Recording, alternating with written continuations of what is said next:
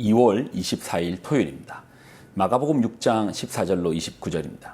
이에 예수의 이름이 드러난지라 헤롯 왕이 듣고 이르되 이는 세례 요한이 죽은 자 가운데 살아났도다. 그러므로 이런 능력이 그 속에서 일어나느니라 하고, 어떤 이는 그가 엘리야라 하고 또 어떤 이는 그가 선지자니 옛 선지자 중에 하나와 같다 하되, 헤롯은 듣고 이르되 내가 목벤 요한 그가 살아났다 하더라. 전에 헤롯이 자기가 동생 빌립의 아내 헤로디아에게 장가든 고로 이 여자를 위하여 사람을 보내어 요한을 잡아 옥에 가두었으니, 이는 요한이 헤롯에게 말하되 동생의 아내를 취한 것이 옳지 않다 하였습니다. 헤로디아가 요한을 원수로 여겨 죽이고자 하였으되 하지 못한 것은, 헤롯이 요한을 의롭고 거룩한 사람으로 알고 두려워하여 보호하며 또 그의 말을 들을 때에 크게 번민을 하면서도 달갑게 들음이러라. 마침 기회가 좋은 날이 왔으니 곧 헤롯이 자기 생일에 대신들과 천부장들과 갈릴리의 기인들과 더불어 잔치할세, 헤로디아의 딸이 친히 들어와 춤을 추어 헤롯과 그와 함께 앉은 자들을 기쁘게 한지라. 왕이 그 소녀에게 이르되 무엇이든지 내가 원하는 것을 내게 구하라, 내가 주리라 하고, 또 맹세하기를 무엇이든지 내가 내게 구하면 내 나라의 절반까지라도 주리라 하거늘.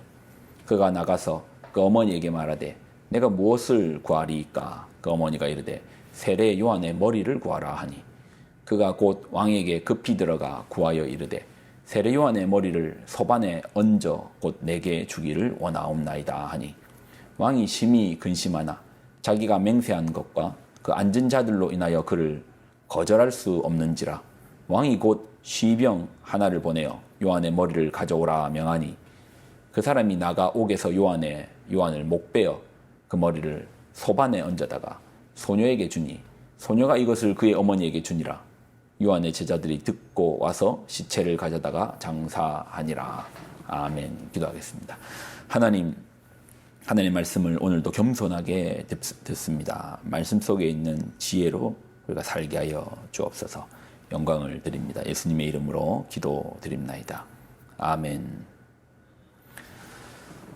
마가복음 6장에는 5가지의 이야기가 나오거든요. 예수님께서 고향에서 이제 배척당하는 것부터 시작해서 12제자를 파송하고, 그리고 요한의 죽음, 그리고 오병이어 무리를 거르심, 그리고 게네사렛 지역에서 병 고침.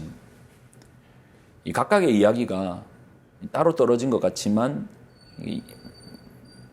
하나의 사건이 그 다음 사건과의 어떤 연결고리 또는 영향과 파장을 일으킬 수 있습니다.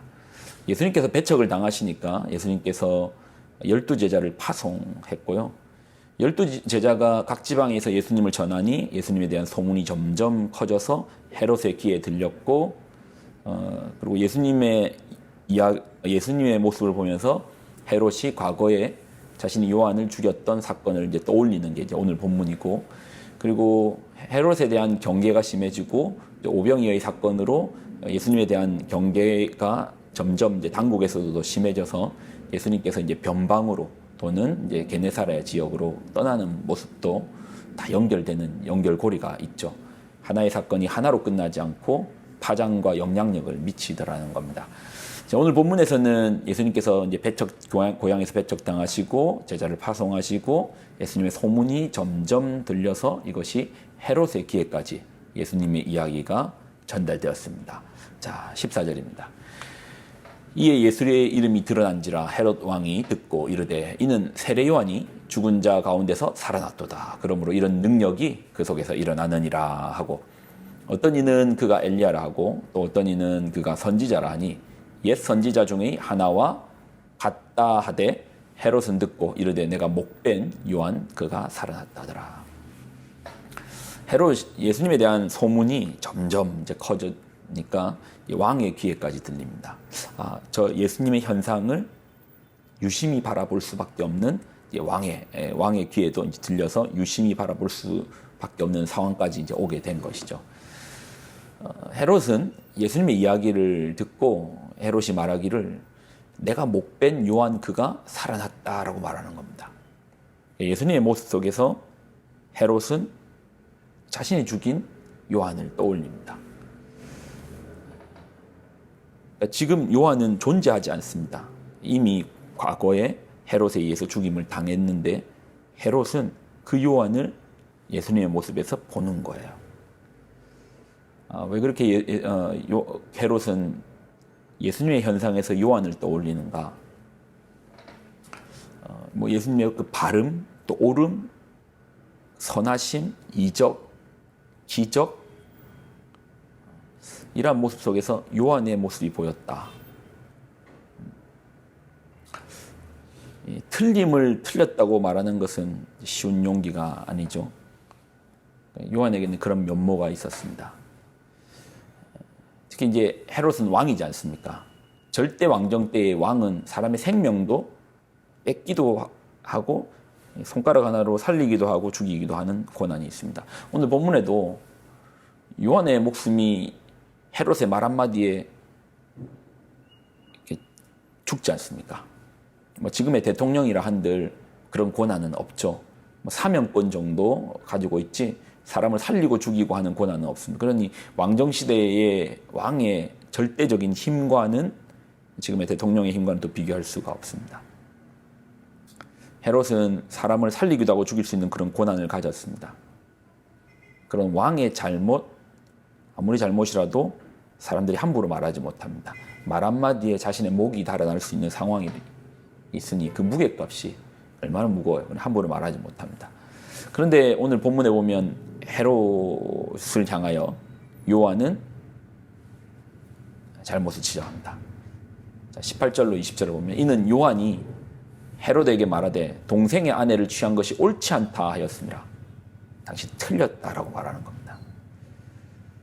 19절 헤로디아가 요한을 원수로 여겨 죽이고자 하였으되 하지 못한 것은 헤롯이 요한을 의롭고 거룩한 사람으로 알고 두려워하여 보호하며 또 그의 말을 들을 때 크게 번민하면서도 달갑게 들음이라.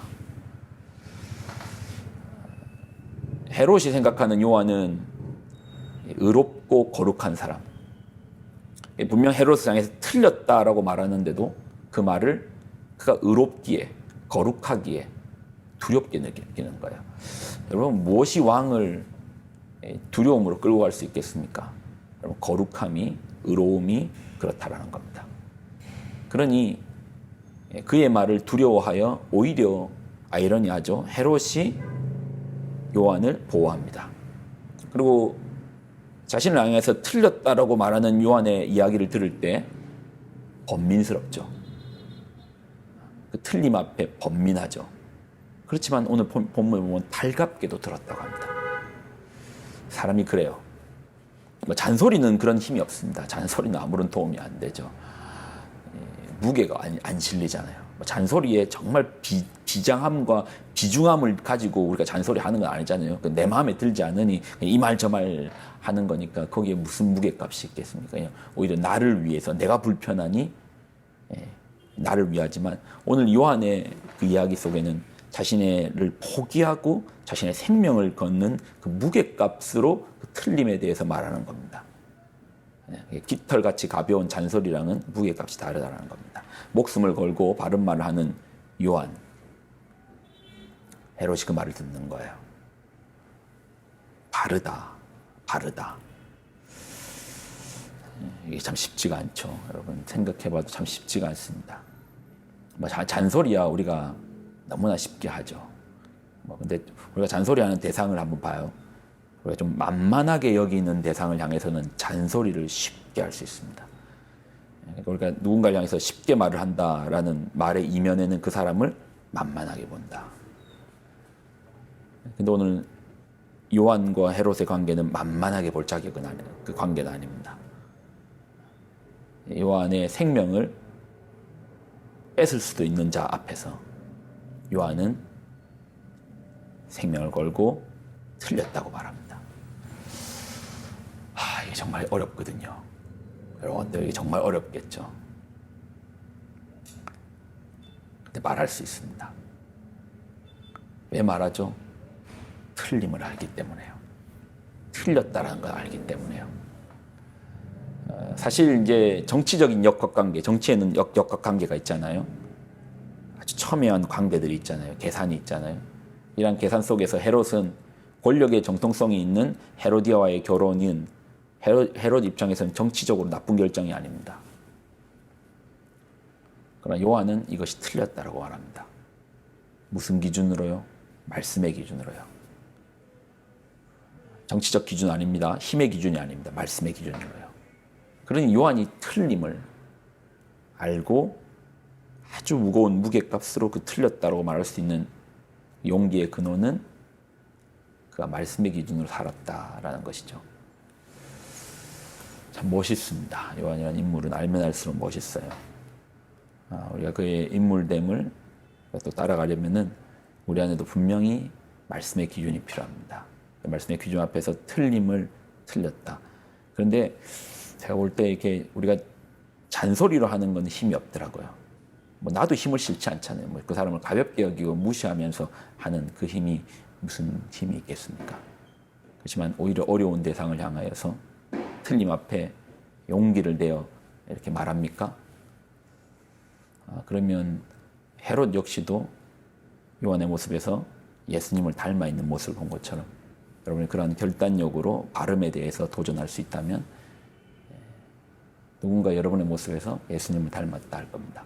근데 잔소리를 많이 해가지고는 예수님 닮았다 하진 않을 겁니다. 오히려 정말 말해야 될 때 말할 수 있는 그 발음의 기준, 말씀의 기준으로 얘기할 때 아마 그런 이야기가 있겠네요. 자, 기도하겠습니다. 하나님, 주신 말씀을 오늘도 붙들고 나아갑니다. 말씀 속에 있는 지혜를 붙들게 하여 주옵소서. 잔소리 말고 정말 무게값을 가지고 말할 수 있는 요한의 어법이 우리 가운데 있게 하시고 권력의 끝점을 향하여서도 바른 말을 할 수 있는 그 요한의 결단력, 또 말씀에 대한 분명한 기준, 선명한 기준, 그래서 틀린 것을 향하여 틀렸다 말할 수 있는 그 힘을 우리에게도 허락하여 주옵소서. 영광을 드립니다. 예수님의 이름으로 기도드립나이다. 아멘.